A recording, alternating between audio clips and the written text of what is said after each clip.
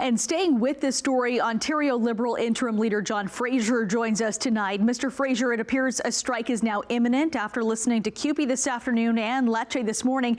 The Ford government trying to stop that. We know the Liberal government has used legislation in the past to impose contracts on the education system, not using the notwithstanding clause, though. But what is your message tonight with lessons learned from the past?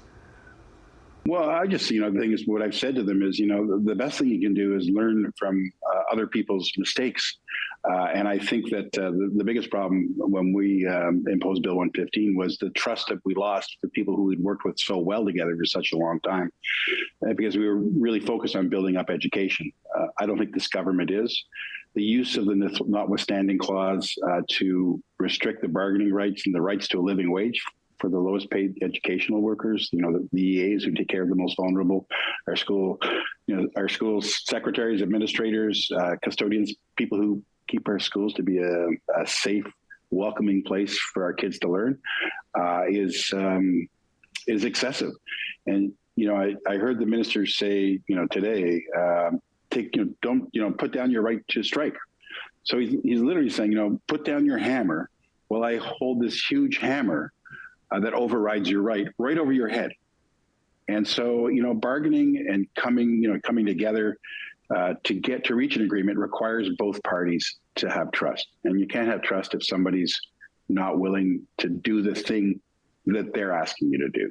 What's the deeper context here for the education support staff? Why do parties like the NDP and you, the Liberals, support CUPE on this?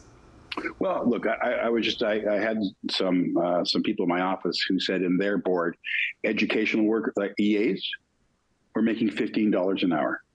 $15 an hour to help the most vulnerable, exceptional, sometimes fragile children, sometimes children who have behavior problems. And they do it because they care about the children. That's what we're talking about.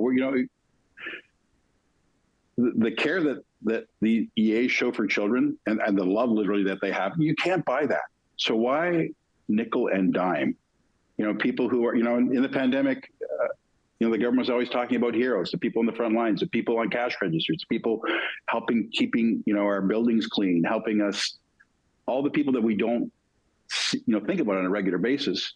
And EAs are one of them, right? They are heroes. Like, there are people who go in every day, they show up, and they do really tough jobs. And I think the government needs to show respect to them and bargain in a way that's fair and give them a living wage.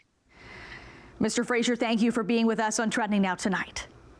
It's my pleasure. Thank you very much.